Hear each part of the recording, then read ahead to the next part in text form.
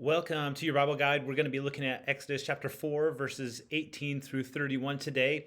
And this picks up on the story of Moses as he had just encountered the presence of God in the burning bush. And God had told Moses that he's going to be heading back to Egypt, to where he's going to help free the Israelites from Egyptian slavery. Now, remember, he had grown up in Egypt, and but he himself was a Jew, part of the Israelites, but he grew up in the royal court, kind of through this miraculous thing where the Egyptian princess found Moses in this little baby boat and picked him up and felt sorry for him, but brought him into the palace to be raised as royalty. And later, Moses sees the slavery that was happening between the Egyptians and the Israelites, and saw one of his fellow Israelites being beaten. So he steps in and kills the Egyptian, and people find out about it. So he flees to this different country called Midian and ends up having a life and a family there. And so he spends 40 years in Midian, and then finally God shows up and he says to Moses that he's heard the cries of the Israelites and that he's going to do something about it. And he's enlisting Moses to be the guy to go and free the Israelites from the Egyptians. And Moses, isn't really convinced at first.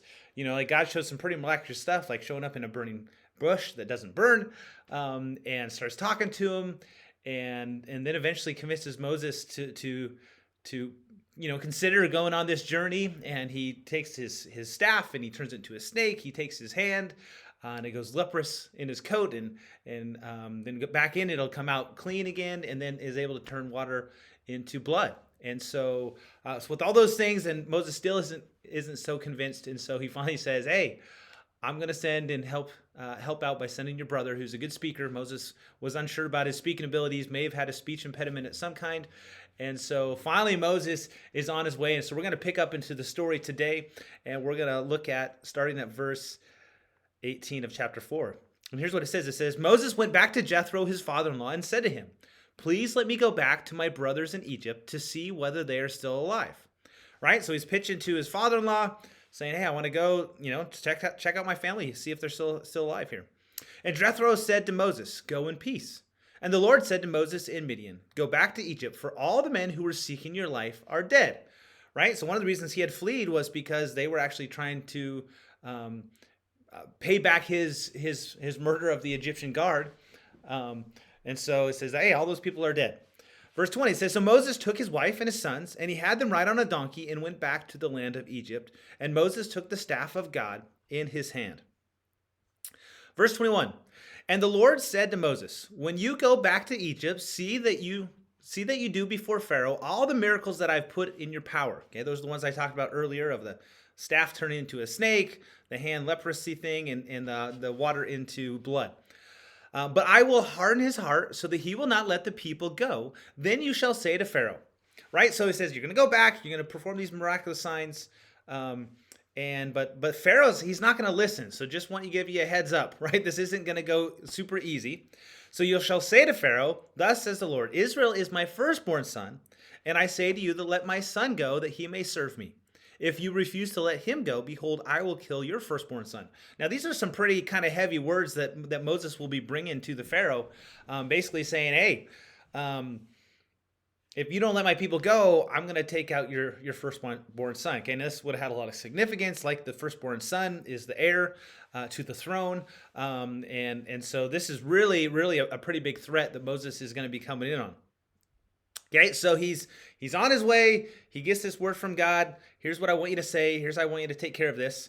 And now it gets goofy. Okay, now the story gets pretty strange. This is one of probably the more obscure sections in the entire Bible. And so we're going to walk through it a little bit. And so we'll see how we do. Okay, verse 24. "At a lodging place on the way," right? So Moses is on the way. He's committed. "I'm going to go. Okay, you talked me into it, God. I'm equipped. I'm ready to go." "So at a lodging place on the way, the Lord met him and sought to put him to death." Okay, now this sounds really strange because God had just recruited Moses to be the one who's going to lead the Exodus, lead the people away from slavery. And now we see here, it says God shows up, the Lord meets him, and he's looking at putting him to death. right? So that's kind of a head scratcher. Let's kind of read on. It gets weirder. Verse 25 says, Then Zipporah, okay, which is his wife, took a flint and cut off her son's foreskin and touched Moses' feet with it and said, Surely you are a bridegroom of blood to me. All right, so now we got some circumcisions by the mom, using the foreskin of the circumcision to touch Moses' feet, and that seems to do the trick. Verse 26. So he let him alone. God lets him alone. Okay, so here's what's going on here, and there's a lot of debate over here. I would recommend going on YouTube and checking out a scholar named Carmen Imes. That's Imes, and if you type in this section or type in Zipporah circumcision, something like that, you'll get about a 15, 18-minute clip where she explains some more things in detail. I'm not going to explain all the things, but there's a lot of debate on what is happening here. But here's what likely I think is a very probable scenario. So now when Moses was a kid, and it was the Israelite practice to circumcise their boys. Okay, now that circumcision was actually a big sign of the covenant, the agreement between God and the Israelites, right? So this is how they knew they were in on this plan, is they would circumcise all the males, okay? And this was basically an identifying thing to say, hey, here's what it means to be Israelite. I'm gonna have this scar. I'm gonna have this very identifiable feature, and this means I'm in. So now Moses, when he was growing up, there was a situation where all the boys were getting killed, right? So the Pharaoh told all of the midwives to, hey, if there's a boy, you're going to kill him. Okay, the midwives didn't listen to that, and they ended up being blessed by God. They were kind of heroes of Genesis, the first part of Genesis or Exodus chapter 1 there. And but likely the scenario is the tradition was the boys would be circumcised on the 8th day. Okay, if you have a little baby that's being circumcised, there's going to be a lot of screaming, right? There's going to be a lot of sounds, and if you're trying to protect your males, you're probably not going to be doing that. So there's a good chance that Moses himself was not circumcised, not given that mark that identified him as an Israelite, right? So this is a big deal because God is asking Moses, I want you to go and lead my people and lead them as an Israelite. And Moses may or may not have had that. There may have been kind of an Egyptian thing that he would have done. Okay, but also there's a good chance that Moses hadn't circumcised his own sons. Well, I mean, it looks like obviously he didn't, because we see that. Okay, so this is a big issue here of identity, is that God is saying, okay, Moses, I'm calling you into this. Are you really in? Are you really into identifying now as an Israelite, right? Because remember, he kind of tried to when he killed the Egyptian, but then he fled and didn't come back. And now God's saying, hey, I want you to come and I want you to lead. But if you're going to do that, you're going to have to identify fully as an Israelite. And so he's on his way there. And I think it's kind of, here's where rubber meets the road. Are you going to identify to this or not? And so Zipporah, she kind of takes matters in her own hands and knows what to do in this situation. And it says, and this is probably why we get the language of, you are a bridegroom of blood to me. Okay, through this ritual act of circumcision of my sons, we're all Israelites now. Okay, we've done this ritual act now that we are identifying as Israelites. Remember, she wasn't an Israelite; she was a Midian. She grew up in a different country, and so now they're figuring out, hey, if we're going to do this, we have to identify who we are. Okay, now this is something that's very true. If we're going to follow Christ as Christians, we have to identify with Christ. Like, that's part of what baptism is. That's part of living this lifestyle. It's not just saying, hey, I agree to something intellectually, but I have to identify everything about me is part of this, right? And so we get this kind of peculiar situation where there's circumcision involved and some things like that. And so, but it's really, I think at the heart of this is it's an identity thing. Like, Moses, are you going to identify with the people of Israel? Okay, because God is asking you to lead them as an Israelite. Okay, and one of the requirements for the Passover, which will happen later at the end of all the plagues and stuff, is circumcision is a requirement. Like, and so if you're going to be part of this, you got to identify fully and you got to be all in for this. So verse 27, the Lord said to Aaron, go into the wilderness to meet Moses, to meet Moses, right? So now we kind of moving on past the circumcision thing, and God speaks to Aaron, the brother of Moses, and it says, I want you to go to the wilderness to meet Moses. So he went and met him at the mountain of God and kissed him. And Moses told Aaron all the words of the Lord with which he had sent him to speak, and all the signs that he had commanded him to do. Then Moses and Aaron went and gathered together all the elders of the people of Israel. Right? So we get this thing. So Aaron comes out. There's kind of this, brother thing where they get to meet up again, which is, I'm sure an amazing moment. And Moses is like, Aaron, here, I got to tell you, let me get you in on what God's going to do. And so now we see them going. It says they go together and they gathered all the elders of the people of Israel. So this is kind of where stuff starts getting real, where they're going to say, hey, here's what God told us. Here's how it's going to work. And so they get the elders, the leaders of Israel together. Verse 30, Aaron spoke all the words the Lord had spoken to Moses and did the signs in the sight of the people. Right? So remember, this was the agreement between God and Moses, was that Aaron was going to be kind of the chief spokesman. And we see here that Aaron does indeed do that. And he performs the sign. And look at the reaction, verse 31. And it says, and the people believed. And now this is really important. Because Moses could have gone all this way with, hey, I got this plan. And they could have been like, we're not buying it. Go away. Right?